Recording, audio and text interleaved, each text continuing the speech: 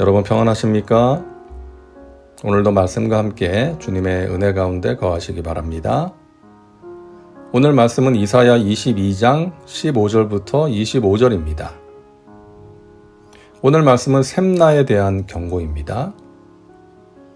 오늘 본문에는 셈나라는 사람이 등장하는데요. 15절입니다. 주 만군의 야훼께서 이르시되 너는 가서 그 국고를 맡고 왕궁 맡은 자 셈나를 보고 이르기를.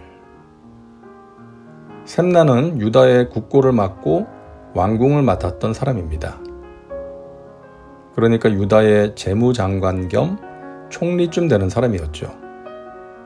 높은 자리에 있었던 사람입니다. 그가 활동했던 시대는 아수르 왕 사네립이 히스기야가 왕으로 다스리던 유다를 침공했던 시기였습니다. 이사야 36장에 그 내용이 나오는데요. 아수르 왕이 라기스에서부터 랍사게를 예루살렘으로 보내되 대군을 거느리고 히스기야 왕에게로 가게 하매 그가 윗모 수도겨 세탁자의 밭 큰 길의 섬에 힐기야의 아들 왕궁 맡은 자 엘리야김과 서기관 셈나와 아삽의 아들 사관 요아가 그에게 나아가니라. 셈나는 사네립이 침공했을 때 나가서 만났던 유다의 사절단 가운데 한 사람이었습니다.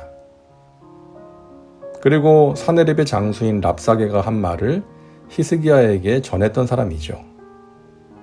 이사야 36장 22절입니다. 그때에 힐기야의 아들 왕궁 맡은 자 엘리야김과 서기관 셈나와 아삽의 아들 사관 요아가 자기의 옷을 찢고 히스기야에게 나아가서 랍사게의 말을 그에게 전하니라.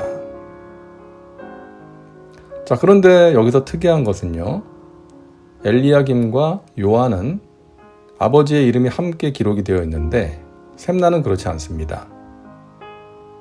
엘리야김은 힐기야의 아들이라고 되어 있고요. 요아는 아삽의 아들이라고 되어 있는데 셈나는 그냥 서기관 셈나라고 되어 있죠. 그 이유가 무엇일까요? 아마 그가 외국인이었기 때문이었을 것으로 추정할 수 있습니다.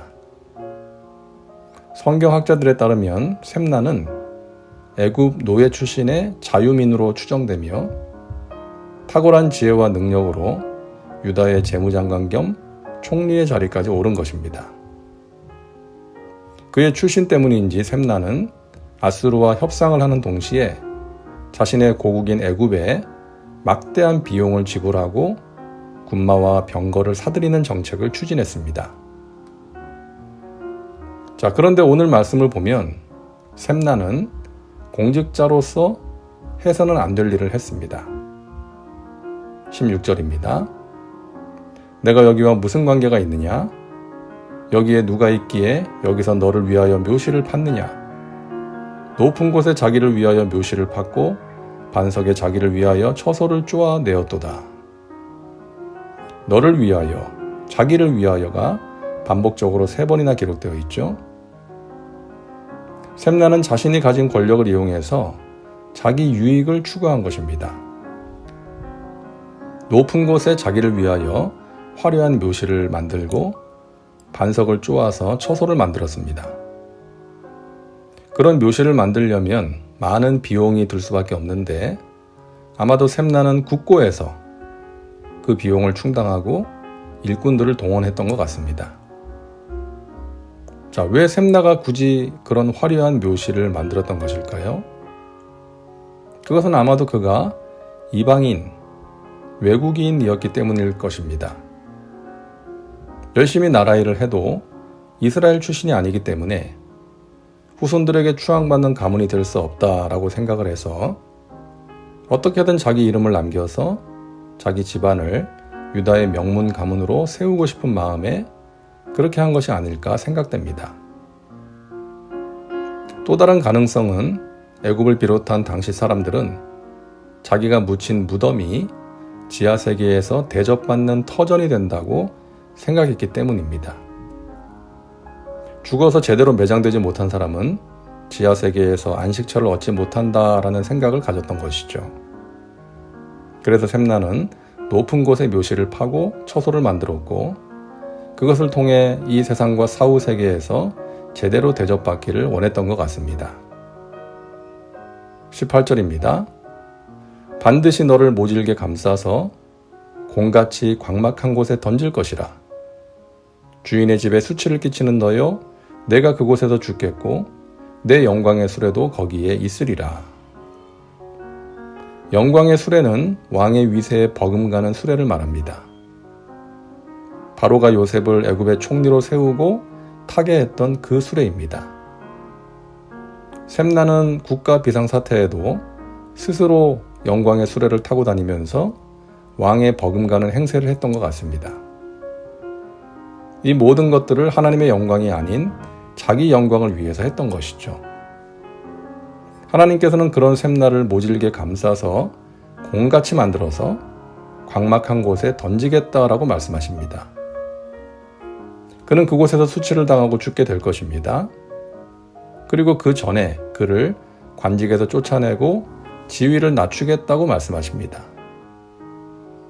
내가 너를 내 관직에서 쫓아내며 내 지위에서 낮추리니 그날에 내가 힐기야의 아들 내 종 엘리야김을 불러 내 옷을 그에게 입히며 내 띠를 그에게 띄워 힘있게 하고 내 정권을 그의 손에 맡기리니 그가 예루살렘 주민과 유다의 집의 아버지가 될 것이며.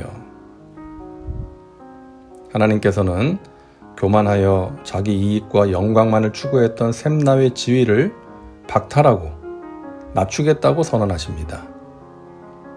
그리고 샘나에게 주셨던 직분을 힐기야의 아들 엘리야겜에게 주어서 그를 쓰시겠다고 말씀하십니다.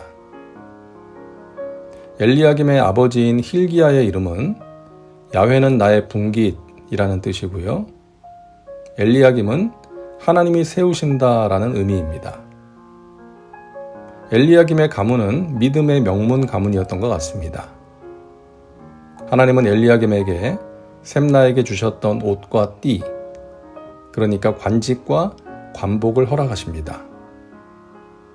그래서 우리가 아까 보았던 이사야 36장에 아수르가 침공했을 때 아수르에게 나갔던 사절단의 명단을 보면 샘나의 지위는 서기관으로 강등되어 있었고요. 그가 맡았던 직분, 그러니까 국고를 맡고 왕궁을 맡은 직분은 힐기야의 아들 엘리야김이 맡고 있었던 것입니다. 우리는 오늘 말씀을 보면서 생각하게 됩니다. 예나 지금이나 힘을 가졌을 때 조심해야 한다는 것이죠. 권력의 사유화를 경계해야 합니다. 자신이 가진 힘으로 섬김을 실천하고 공동체의 유익을 추구해야지 자신의 유익을 구하고 자신의 영광을 드러내려고 하면 안 된다는 것입니다. 오늘날 이 세상에 그런 일이 얼마나 많이 벌어지고 있습니까? 뉴스의 많은 부분이 그런 내용 아닙니까?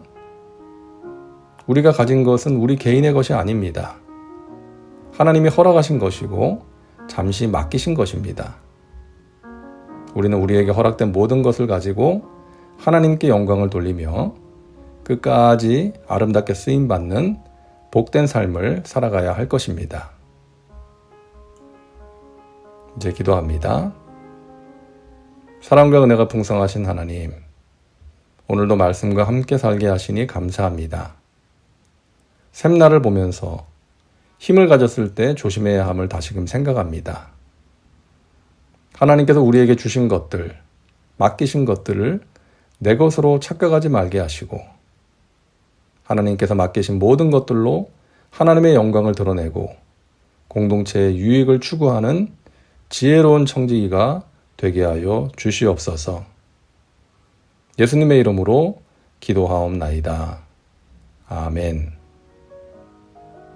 오늘도 말씀과 함께 은혜 가운데 거하시기 바랍니다. 여러분 사랑하고 축복합니다.